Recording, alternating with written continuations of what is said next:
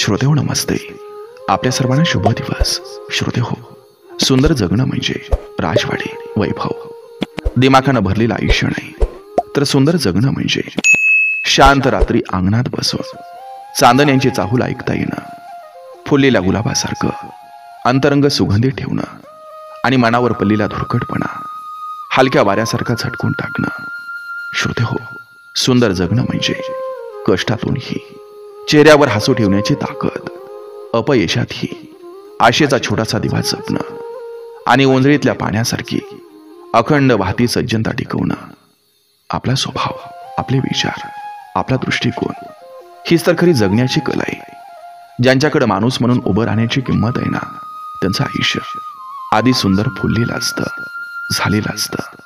श्रोते हो, सुंदर जीवन म्हणजे नुसतं आनंद शोधणं नाही, तर क्षणांचा मान राखणं नाही. मी किती मिळवलं हे महत्वाचं नसतं, मी किती वाटलं, किती स्वीकारलं, किती समजून घेतलं, यावर आयुष्याची उंची मोजली जाते.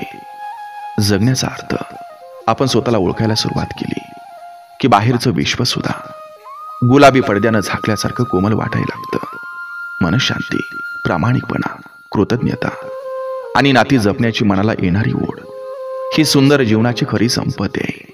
श्रोते हो, सुंदर जगणं हे नशिबानं मिळत नाही, तर सजगत्वानं ते घडवावं लागत असतं. प्रत्येक दिवशी थोडं थोडं. बघा, पटतंय का? पटलं तर नक्की विचार करा. चला करूया सुरुवात सुंदर विचारांना, सुंदर सुविचारांना.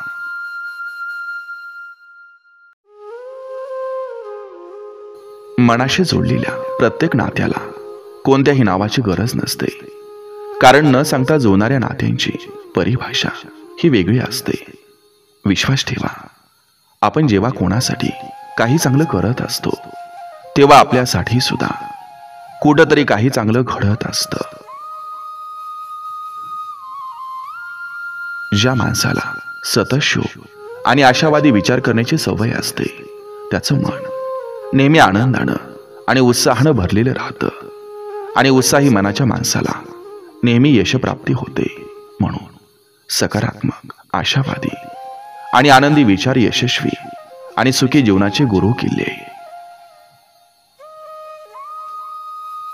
एखाद्याला केलेली छोटी मोठी मदत कधीही वाया जात नाही.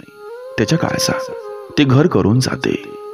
समोरचा कृतज्ञ झाला तरी चालेल, पण आपण मदत करण्याचा स्वभाव कधी सोडायचा नसतो.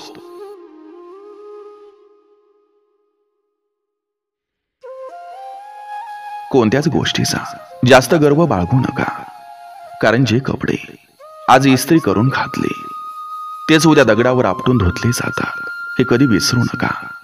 जीवनात काही नवीन सुरुवात करण्यासाठी तुमचं महान होणं आवश्यक नसतं, तर महान बनण्यासाठी जीवनात काहीतरी नवीन सुरुवात करणं हे आवश्यक असतं.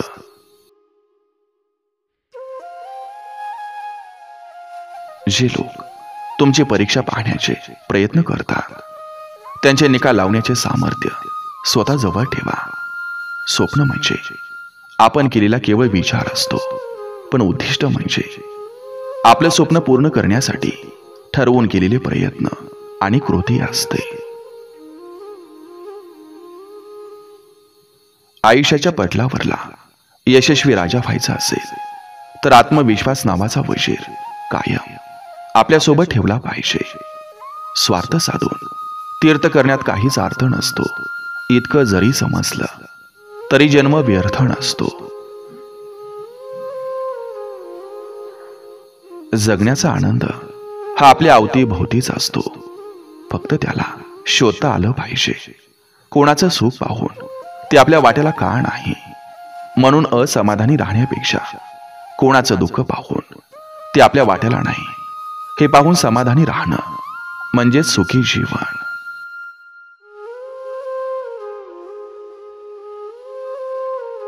माणुसकी हीच खरी धर्माची ओळख आहे. जात, धर्म, भाषा या सगळ्यांच्या पलीकडे जाऊन जो माणूस दुसऱ्याला माणूस म्हणून वागवतो, त्याच्यात खरी माणुसकी असते. माणुसकी हा सर्वोच्च गुण आहे. पैसा, पद, सत्ता काही असो, पण माणुसकी नसेल तर सगळं व्यर्थ आहे. पटत नसलेल्या गोष्टींवर उगाच निरर्थक चर्चा करून विनाकारण वेळ खर्ची करण्यापेक्षा शांत बसणं कधीही चांगलं. प्रत्येक परिस्थितीत शांत राहण्याचं प्रशिक्षण हे मनाला द्या, कारण रागानं कधी समस्या सुटत नाही. उलट शांततेनं अर्ध्या समस्या आपोआप सुटतात.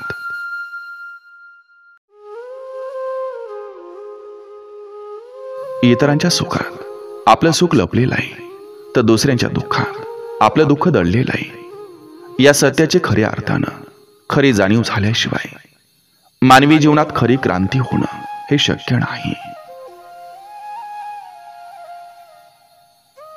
जगण्याच्या धावपळीत कितीही जोरात धावायचं असेल तर धावा, पण नेहमी एका गोष्टीचं भान ठेवा. आपल्या जवळच्या माणसात आणि आपल्यात जास्त अंतर पडता कामा नये.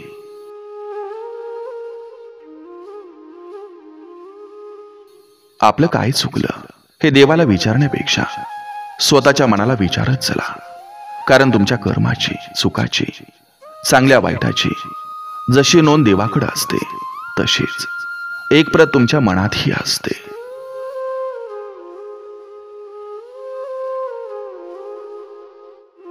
जो सहन करतो तो कमजोर नसतो, तो फक्त देवाच्या न्यायावर विश्वास ठेवतो. आणि देव जेव्हा न्याय देतो तेव्हा लबाडाचं नशीबच फक्त हरत नाही, तर त्याच्या गर्वाच्या साम्राज्याची राख होऊन ती राख ओढून जाते. आपण जेव्हा एकटे असो तेव्हा विचाराची काळजी घ्या, आणि जेव्हा लोकांसोबत असो तेव्हा शब्दाची काळजी घ्या.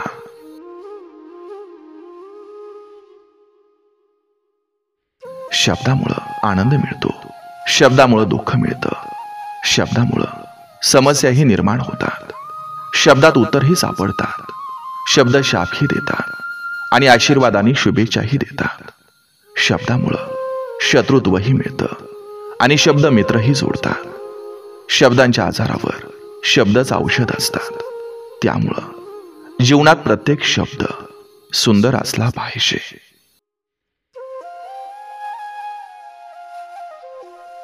सर्वांना सुखी ठेवणं हे आपल्या हातात नसतं, तरी पण आपल्यामुळं कोणाला त्रास होणार नाही हे मात्र नक्कीच आपल्या हातात असतं.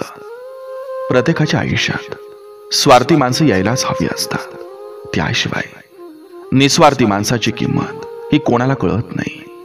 आनंद हा कधी विकत घेता येत नाही, तो तुमच्या वागण्यातून मिळतो. आनंद मिळवणं हे आपल्याच हातात असतं.